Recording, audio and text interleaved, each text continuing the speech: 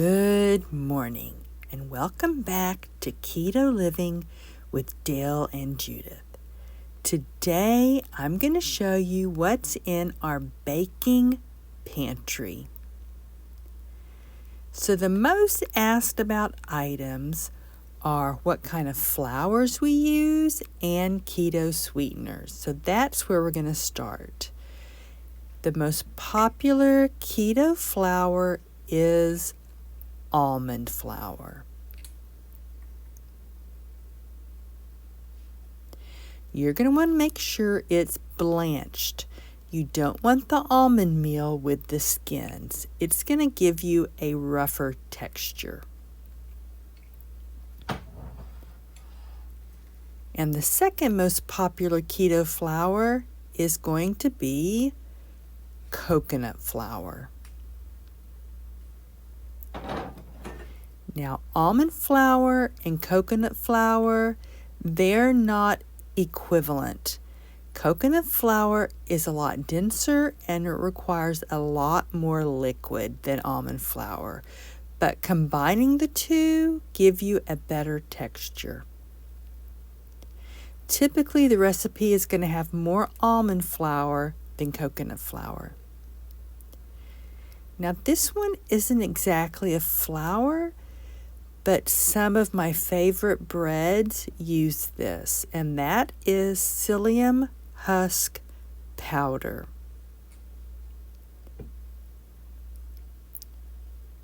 It makes a dense, moist bread. But let me warn you, it can also change the color to purple for some reason, but that doesn't bother me. Make sure you get powder, not the whole husks. Now the brands I use vary, but the most recent ones I've bought, you'll see in the links in our description. Then there is nut butters. Now Dale's not crazy about peanut butter in his dessert, so that's not how I use this. But you will find in some keto recipes they want nut butters, peanut butter or almond butter. It's like to replace the fat and some of the flour. So nut butters might be in your pantry. Now you can replace the almond flour with a variety of nut flours, but those are harder to find blanched and finely ground. Many of the other nut flours are going to be more like meals and they're going to make a rougher texture. But I have successfully used hazelnut flour. It's one of my favorites. Now, what kind of keto sweeteners do we use? We used to use Swerve, erythritol. We use it in all of our old recipes. But I've recently changed. We stopped using erythritol back in March, and I kind of put keto baking on hold. But I've been doing some research, and I found something that I like. This monk fruit with allulose. Here's what it looks like. It is a finer granule than Swerve, but it makes good cookies, cakes, and muffins. I haven't yet tried it in ice cream or pies. It doesn't spike Dale's blood sugar or kick me out of fat burning. So this is what we're currently using. Now I just bought the brown sugar version. Here's what that looks like. But I haven't tried it yet. In the past, we used brown sugar Swerve in our chocolate chip cookies and chocolate chip cookie bars. So I'm excited to try that. And I'm happy with this brand. It seems to be one of the cheaper ones I could find. But I have ordered some confectioners like powdered sugar, monk fruit with allulose. It's from a real popular keto blog, Wholesome Yum. I've used their recipes a lot in the past. Well, they now sell keto sweeteners. And theirs are more expensive, but they have a powdered version. So I bought it. I want to try it, and if I like it, then I'll try making my own in the Vitamix. But I want to try theirs first. So we're waiting for that delivery. But my favorite keto sweetener is liquid stevia. I use it in my coffee, in my chia cereal, if I make whipped cream, ice creams or pies. It's my favorite sweetener. It doesn't cause any stomach upset like the other kinds can. You need to know your tolerance for sugar alcohols, but liquid stevia is my favorite. Now, we recently tried this Chalk Zero Keto Honey. Chalk Zero is our new favorite keto chocolate company. And they make syrups and honey too. It's made with monk fruit and resistant dextrin, which is made from non-GMO corn. That's important to me. I used it to make my own brown sugar, and it was okay, but it took a lot of it. Dale likes to use that honey on his breads, but you can use it in baking too, and I've used it a little bit. Now, before I tried the monk fruit with allulose, now most monk fruit sweeteners are going to have erythritol, which I avoid. But before all that, I tried just straight allulose, and here's what it looks like. It is very fine. It made a very sticky cookie. That's what I made with it. I made cookies, and they were very sticky. It was okay, but I much rather prefer the monk fruit with allulose. So we're not using this right now, but it might make good ice cream. We'll have to see. Then I also have xylitol.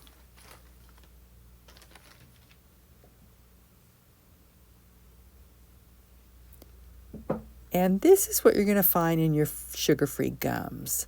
Some people complain that it spikes their blood sugar. We haven't tried it yet. But I want to try it because I can buy this locally. All these other sweeteners I have to order most of the time through Amazon. But the xylitol I can get locally. It's very granular. Because keto baked goods don't have any gluten, they're gluten-free, and they don't have any yeast, they need help to rise, they need help to stick together, and to be chewy, to have that gluten feel. Now, like many baked products, some of them use baking soda.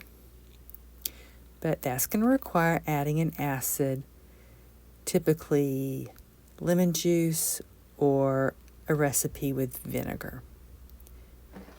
So most keto baking uses baking powder. And I buy it in bulk.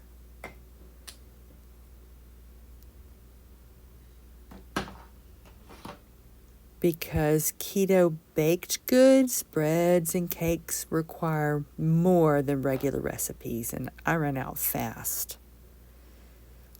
Then to help add a thickening or that sticky texture, I use xanthan gum quite a bit. And I also buy that in bulk. I use it in our tortillas, our buns, and breads, and various things.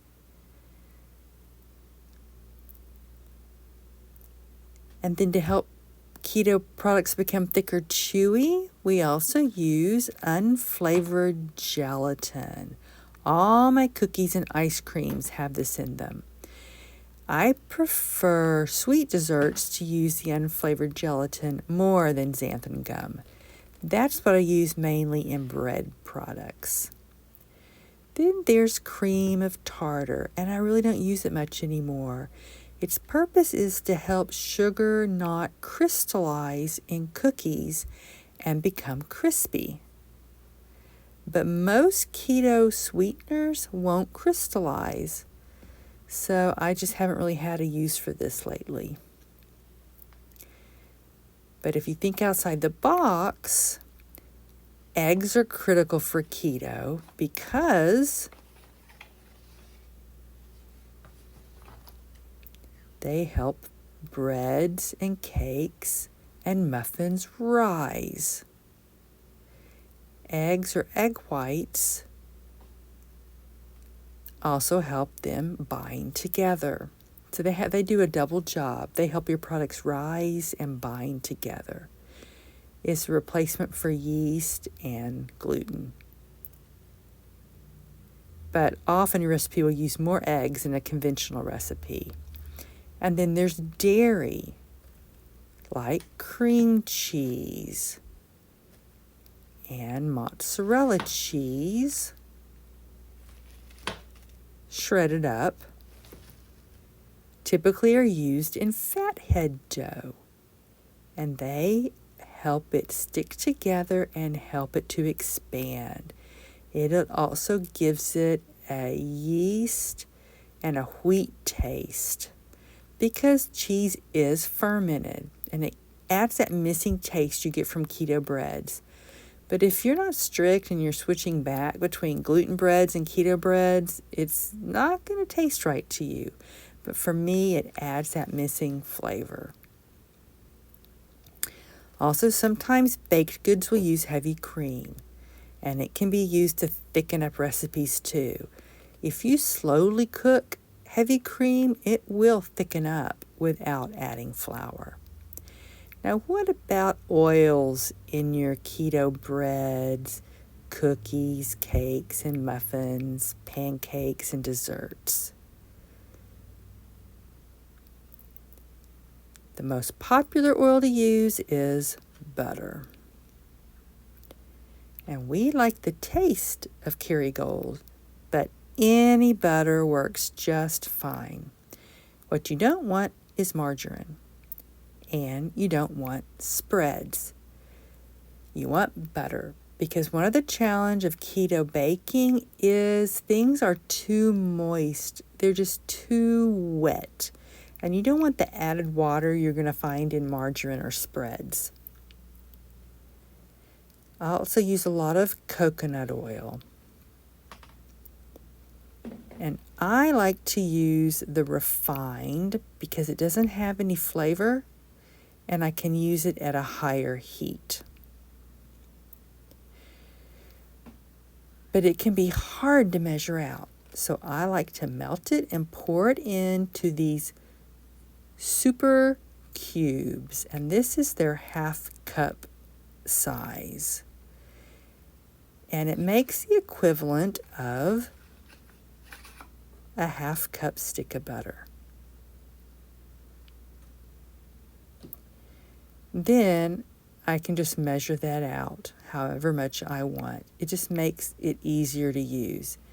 I'm out of sticks because I need to reorder more coconut oil. I'm low. And these super cubes come with lids.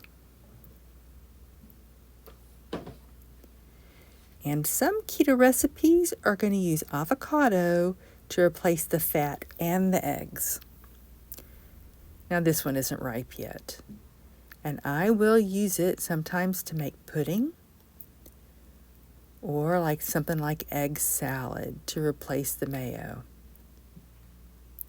Now I forgot to mention back when we were talking about texture that many of my bread recipes, like my waffles, pie crust, my crackers, and my biscuits have shredded cheese, cheddar, Colby, or Mexican blend.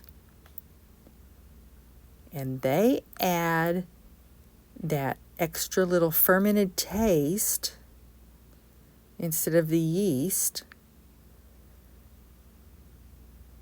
But they also add a crispy crust on the outside.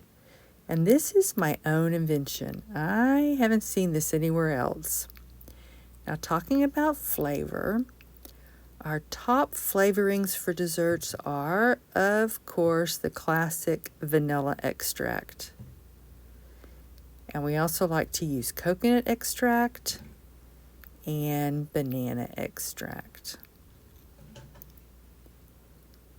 And of course, salt. That's pretty standard in a baking pantry. And cinnamon.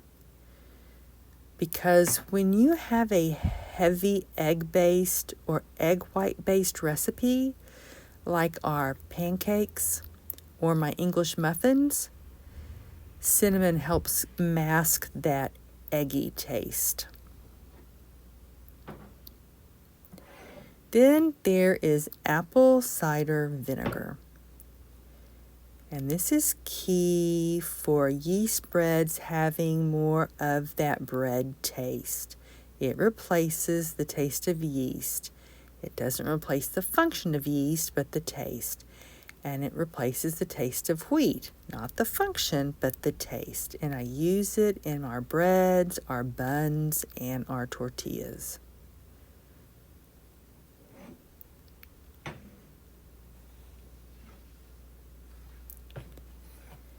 And then I have a variety of flavorings. Let's see, there's a pumpkin pie, almond extract, butter. But you need to be careful because sometimes the more exotic flavors, like here's a raspberry, sometimes they can have added sugar, like glucose or some other name for sugar, so read the labels. So all of these are examples of better options. They only have alcohol, water, and flavorings. Where all of these, some have agave syrup, some have strawberry syrup, and glycol. And all of those can impact your blood sugar. I only use those occasionally, and just a little bit of it. And check my keto meter.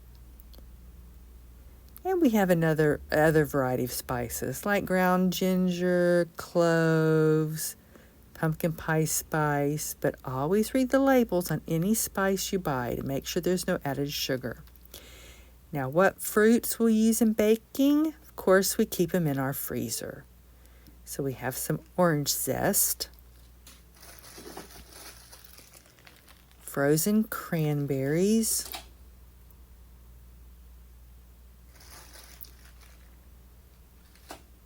lemon juice, blackberries, raspberries, and we're out of frozen blueberries and pumpkin puree. But you have to know your carb limit, and you can't use a lot of fruit, just a little bit. And last, let's talk about the chocolate and what I like to call add-ins. Of course, in our baking pantry is unsweetened cocoa.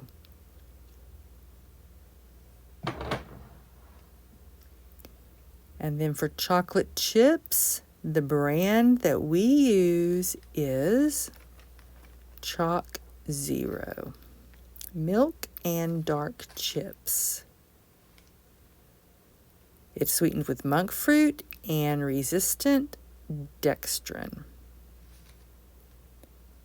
And I love this brand. Here's what the chips look like. They also make white baking chips. And here's what those look like. And they have some other varieties too. Butterscotch, mint. Right now they have strawberry.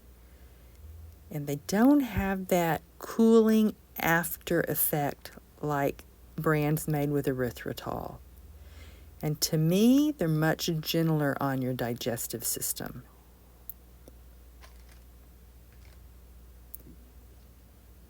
They're also softer than Lily's baking chips.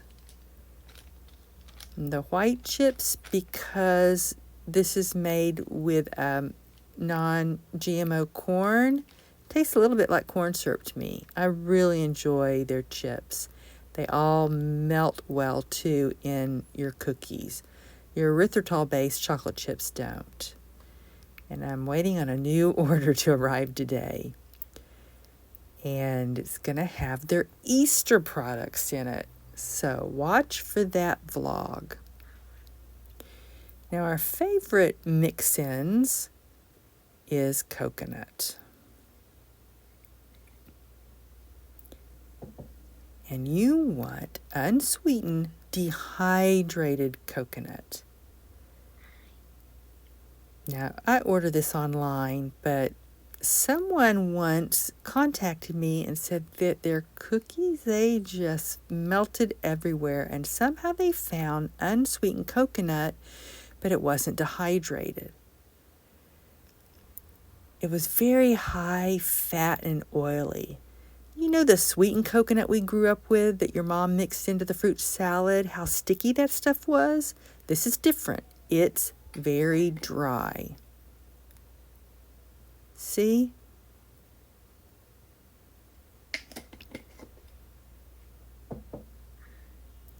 And I do toast some and keep that ready.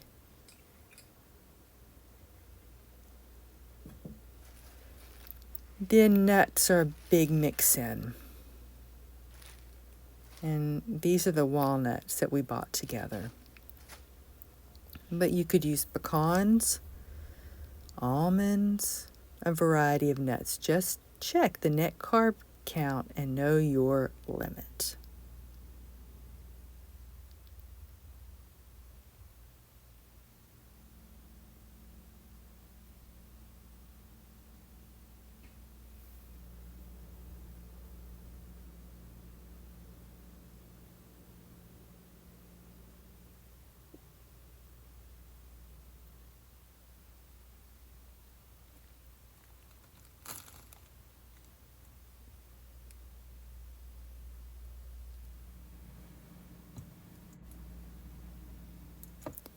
Now, I've been working on taking Dill's baked good products, the recipe videos, and moving them over to this new keto channel.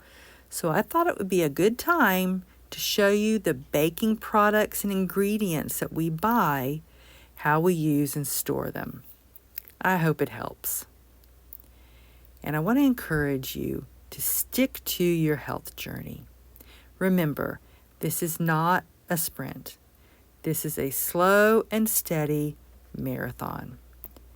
I've been on this journey successfully for 7 years, and hopefully some of my experience will help you too. Thank you for visiting Keto Living with Dale and Judith. See you later. Bye-bye.